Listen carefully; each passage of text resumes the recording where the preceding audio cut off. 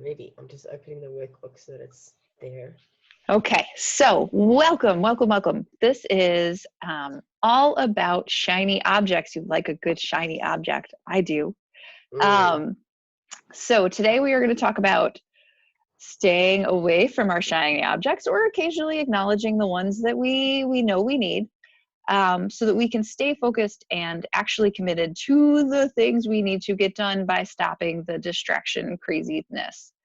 So I am Sarah. I'm a business coach. I work with women business owners on goals and priorities and all kinds of stuff. We'll talk about that later. Really, right now, important things first.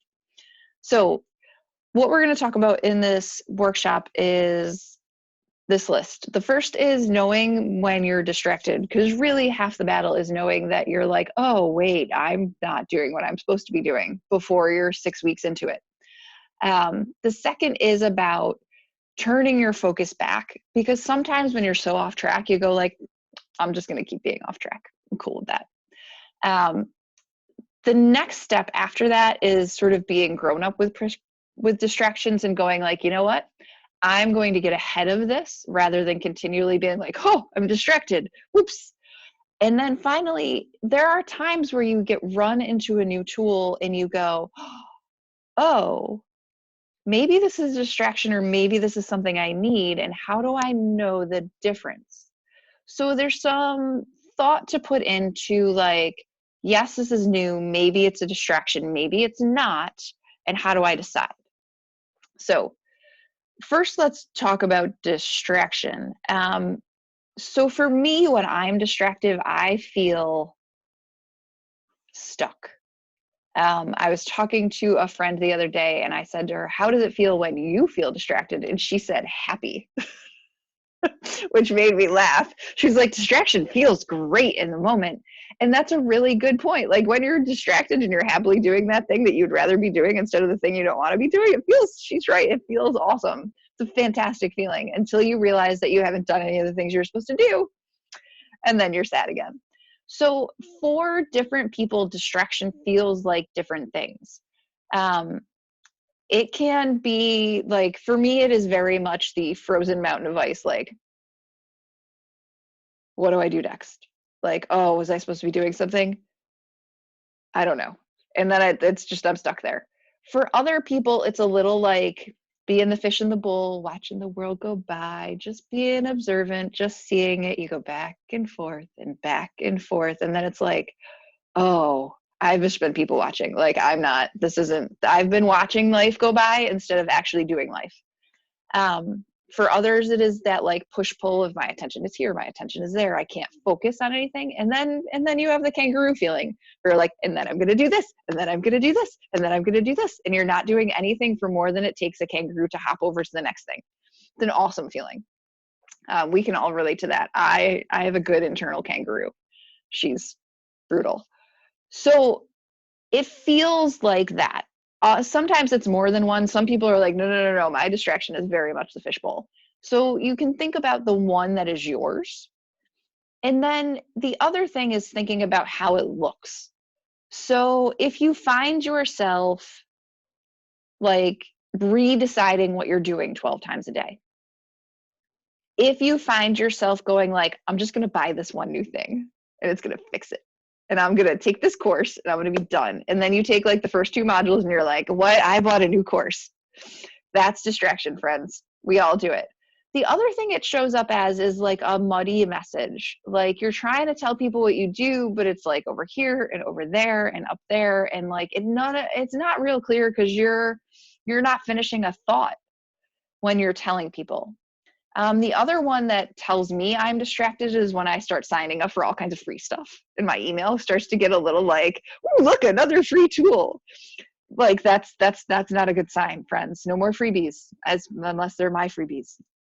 And then the other thing is when you don't, this is the hard thing. Distraction also sort of presents itself as what happens when you do something and then you're like, oh, that didn't work. Oh, that didn't work. You do it for a couple of days, but you never stick with anything long enough for a real return. Hand raiser. And hello, cat.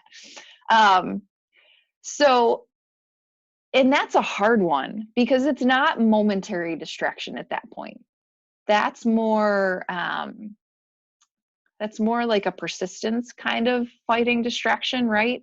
It's the willingness to stick more than the willingness to like, it's not the like, oh, look, shiny object. It's a little less about that and more like, I saw a shiny object the other day and you know what? This isn't working, so I'm going to go play with that. It's the like, I retained that shiny object in my mind and now I'm going to use it. So it feels like this. This is my new avatar for my life right here. She needs a yellow sweater and we'd be good. So like we can all admit to being a little distracted. None of us is like perfectly on task all the time. It's not even fair to expect. But we can do things about it, right? There is something to be said for like, okay, I admit that I am in this fun club of crazy. Now I can take some sort of action. So the first thing is to get super clear. So if you find that part of your distraction is because you are doing too much, it is time to do less. It is time, if you don't know, and I know you two know because we talk about this, if you don't know actually all the things that you're doing in a day, it's time to know. The first step in fighting against distractions and shiny objects is understanding what you actually do. So if you don't have a clear list of like all the stuff you're trying to manage, and you may or may not, it is really important for you to figure out what all is on that plate and like the things hanging off the sides and the things that are not, like the octopus is laying on your plate and all the things are escaping over the edges. If you don't know what's on the plate, you can't do anything with it. So in this realm, the first step is to figure out what's on the plate. Then it is to really sort through it. Like, these are the things that go in the green bucket. These are the things that go in the red bucket. These are the things that go in the blue bucket. These are home things, life things, kid things, job things, business things. Sort through it. Figure out what is actually in there. When you can sort through it, then you can start to go like, oh, I don't really need to be doing 6 of these things. There are things on your plate today that make you feel like you're doing too much at once that you don't actually need to be doing. Truly, we all have them. Even when we're ruthless with ourselves like that, there are still things.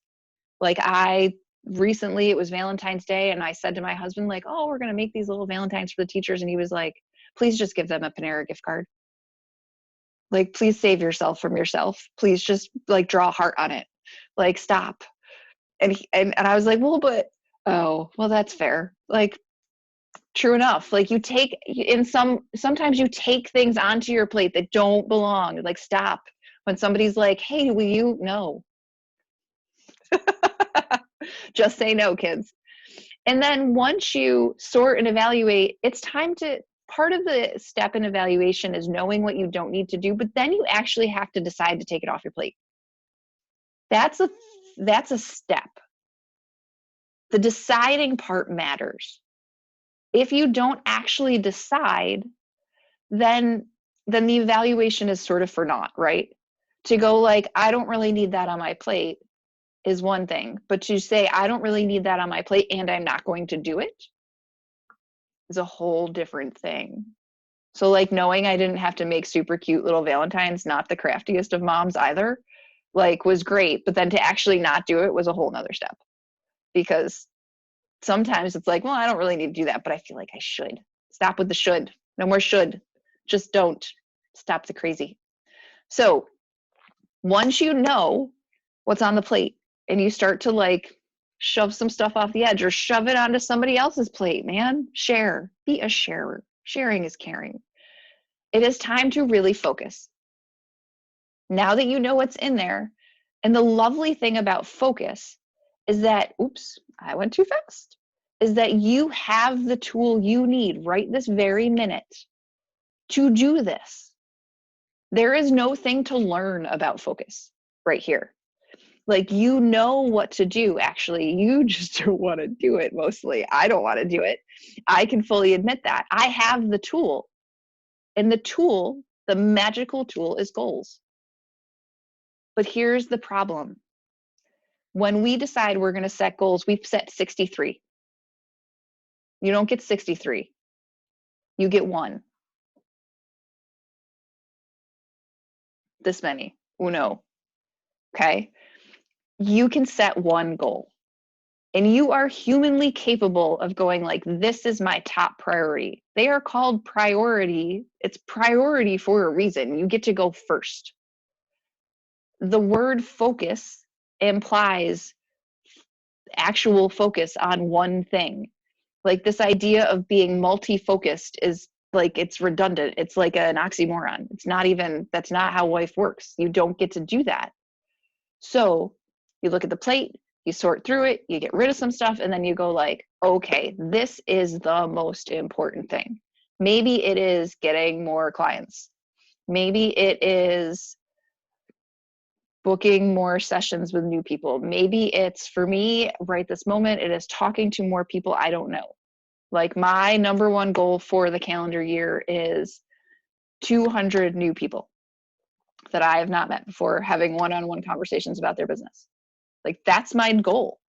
All things come from that. Are you asking me a question, Susie Ravens? Yeah. Go for it. Can I ask you a question? So just to clarify, because we're entrepreneurs. Truth. We wear 76 hats. Yeah, marketing, whatever, all these hats. Should we have a goal for the specific things in those areas? No. I mean, like. Hold on. Yes. Okay. So really the thought here is, my number one goal is talking to more people, right? Right. The things underneath there are the actions. Now, the way I get to talk to more people is through social media posts, is through webinars, is through being consistent on LinkedIn and Facebook, is through offering to have conversations with people, is through all of those different marketing kinds of tools that I have, is through getting connected with other people and presenting in their groups. All of those things lead to that goal, and they all touch it. But like, if I start to, like, the other day, somebody sent me like a, hey, look at this cool new notebook that I bought. That's a whole separate conversation. Candy knows what I'm talking about. And I like went down a rabbit hole of using my cool new notebook, but like, it has nothing to do with my goal of talking to new people. None. So it wasn't like that was a distraction. I looked at it afterwards and I was like, oh, because when I roll it up to, is this helping me get it closer to this goal? No. Does that help? Yeah, I'm just thinking for, I guess, like creating content, like where does that fall? Like, you have to create content to have stuff out there in order to, so if my goal is to talk to more people and engage with more people, then creating content is in that, right? Yep. So that falls in that same, these are the tasks, even though creating Underneath content, I'm not having a conversation. Creating content is like creating content and being consistent and visible on Facebook, which is where you are, Right. is one of the vehicles. Like, we were just talking the other day about vehicles versus goals. Content is a vehicle to the goal. Okay. It is So one of making the sure 6 that- cars. Yep. Making sure that that matches up with your goal. So if it's like, you know, if I'm over here, like, I don't know, getting photos taken, that's separate. That's like, no, that's something else that has nothing to do with, I mean, Maybe for you, no, it's not. But if your goal, like, say my goal was my number one goal is to create a more consistent professional business, right? mhm, Then maybe really professional photos and like making my brand and my logo and my Facebook and my LinkedIn and my website and all those things match together to a coherent whole. That's a part of that. right. And But- in an instance where you're trying to communicate with more people, that's not a need. Mm. That's just like a, you know what I mean? So like evaluating that and saying, do I need this in order to get more engagement, or Mhm. can I live without it? Hold on. Okay. So we'll Sorry, get I'm there. getting ahead. You're fine. You're fine. We talk. It's good. So you sit down, you have to get real. Like getting down to one goal is hard. I said this to somebody. I did this presentation, this workshop in somebody else's group recently. And the woman running the group was like, no, I want 3. And I was like, no, you get 1. She was like, crap. Like, yeah, no. Then she was like, I'll take 2.5. And I was like, no, you get 1. This is the whole idea. But here's the thing. When you go to 1, all of a sudden you are in a really different place because you've stopped bifurcating your focus and letting it wander off. When you go to 1, and this is the thing,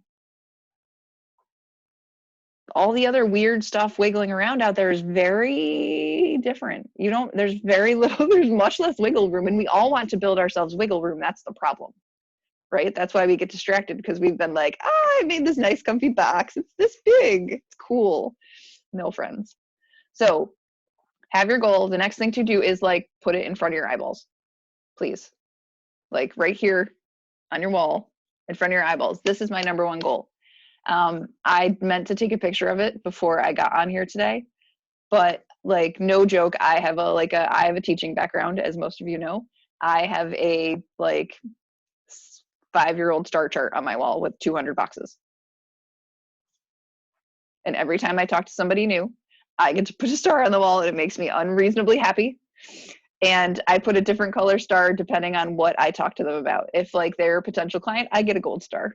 And if they're not, I get a different color star depending on what happened, but I still get a star, damn it. And like, I look at that and think like, I have come further than I expected. It's a lovely way to remind myself what it is that I'm trying to do, but also like give myself an indicator of progress. It's ridiculous, but it makes me super happy. Visual progress matters, but also keeping your goal right here in front of your eyeballs matters, because it's really easy to ignore and do all the things when you don't see it, right? It's like the mess in the room in your house with the door that you close. I don't have to clean that. I can't see it. Who cares what I shove in that room? Like it's my daughter's room right now. Like just close the door, friends. Like, it's crazy in there. She's a hoarder. Okay. So now you have a goal. Now you have a more reasonable understanding of your plate. All is well. Now, like, you're sort of armed when the next distraction appears, right? You have a clearer idea of what's going on. So now you can go like, distraction. Hello, let's talk. So the first thing that is key to this is recognizing the distraction for what it is. It's a distraction, right? To go like, is this what I meant to be doing right now? To like really stop yourself and say, what's this? What am I doing? And then the other part is to think about what the lid is covering. This is the ugly part. So like sometimes we're distracted because our brain needs a break. We just need 10 minutes to like go stop, think about something else, and like eat something like a human being. Sometimes we work and work and work, and then we get mad at ourselves because we can't focus, but we can't focus for 8 hours straight. That's not, humans don't do that. And that's okay. So your brain is like, need break, go Facebook. Like whatever, fine, take 10 minutes, go give your brain a break. But distractions are also handy cover for avoiding, for things we're afraid of. So it is useful to sort of lift the lid and go, why am I distracted right now? And sometimes you are going to not like the answer. Like maybe the thing I'm supposed to be doing right now is scary. Like putting a video on LinkedIn. I don't know anybody that's done that recently. Hey, my mom weighed in. So it might be scary. So you're trying to do other things. It could be just really new, right? Sometimes when something's really new, it's not that we're afraid of it. It's just we're unsure. And that's sort of a different feeling than afraid. Or it could be we don't feel like we have all the pieces we need. And so we're busy creating other things when we really just need to sit down and go like, okay, what do I actually need? My daughter is building a simple machine in her gifted and talented class. And she came home the other day and she was like, Mom, I don't know if the teacher is going to have all the supplies. I need 2x4s, duct tape, and the dog. And so I had to send her teacher an email and I was like, what are you building? And can we talk supplies? So like, it was like, wait, what? So it's useful to go like, here are the things I need to get this done. Do I have them all? And if the answer is yes, then it's like, well, what are you doing? Stop dancing, start walking to it. Okay. But you do have to dig underneath distraction and know what it is and what it's covering. Because sometimes it's something you need to like raise the lid on and peek at and get some light on. Okay. But then the question is like, all right, well, not every new thing is not bad, right? So sometimes somebody goes to you like, oh, you know what you need? And you go like, do I need that? I don't know. Maybe I need that. Not all distractions are bad. Sometimes they're a dance party. Sometimes something new in your day that isn't what you planned is useful for some way, shape, or form. But you have to control that. So you can evaluate this thing that popped up, this disco ball of crazy, jumps into your life. And what you get to do is go, oh, I see this. This is potentially distraction. So now I need to ask myself 3 questions. If I do this, is it helping me reach my goal today? Might be yes, might be no. Just because it's no doesn't mean you don't ask the next 2 questions.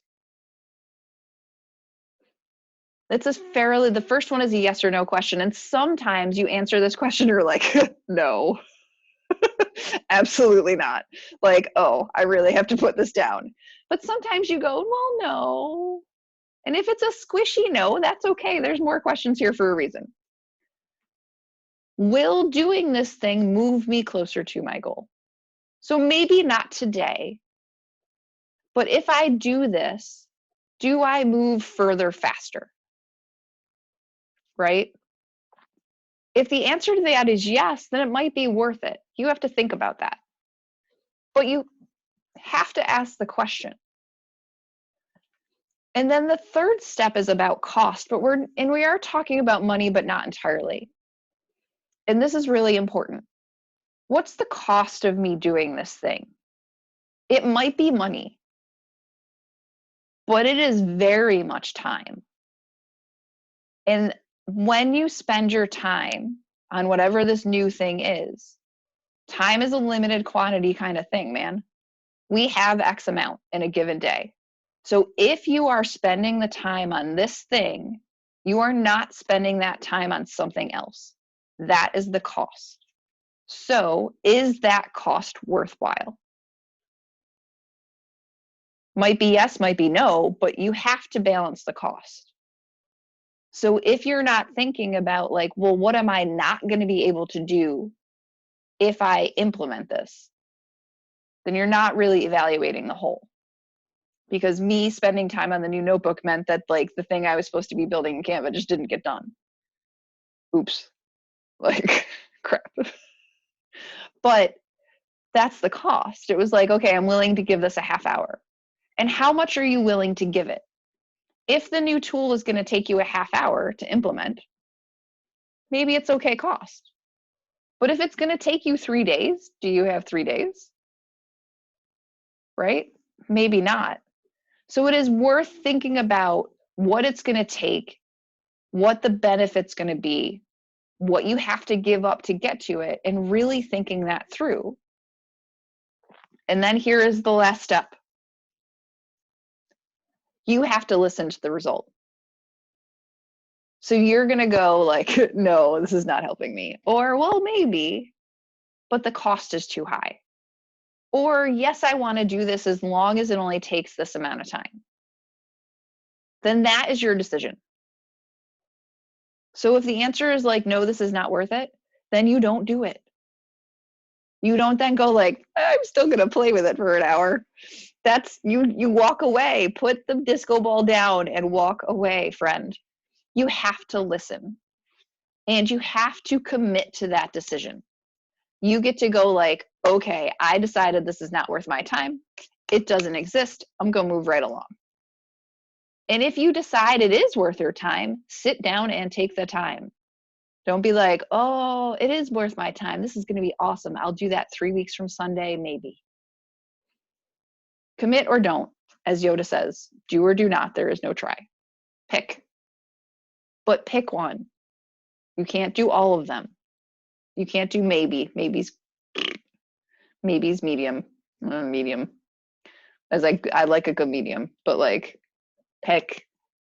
And once you do, look, you get to walk off into the sunset of the very not perfectly straight path. I love this picture because like it's a pretty distinct path, right? It's not perfectly straight, no path is, but it's pretty well defined. So the distractions wobble us. But what this doesn't have is tiny little paths going through all the trees. Like we're not trying to go hunt rabbits in like the woods. We're not going off to find Hansel and Gretel's house. We're not. Okay, you're sticking to this path. It kind of meanders, and that's okay. But what's not okay is to be like, what? We're on the grass. Like I am chasing butterflies. They are way over there. Like not. This is how we stay committed, by going like, does this matter to me right now? No. And then we go forward. So this is a continual cycle. This is the trouble here, right? You evaluate the distraction, you make a decision. It feels like it's going to be a process, but it's not. Most of us do this in our head in a couple of minutes. You just have to catch it at the start. So it's the like, oh, that was a fun new toy. I wonder if that toy's for me. Ooh, do I really need that toy? How much time do I have to spend learning it? Oh yeah, no, I don't need it. I'm going to move on. That's all it takes.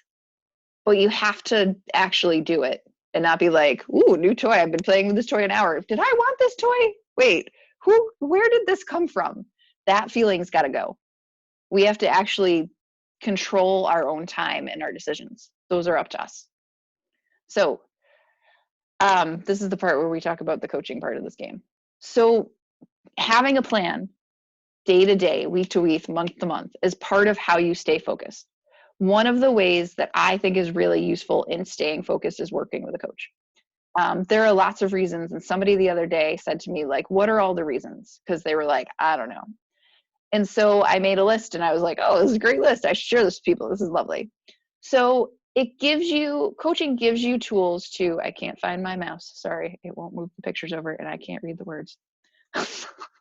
Whoops, like I can't see any of this.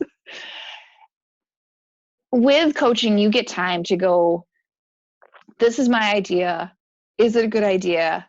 Is it working? You create, you evaluate, you adjust week to week. You get somebody who looks at it and goes like, I am not involved in your day-to-day.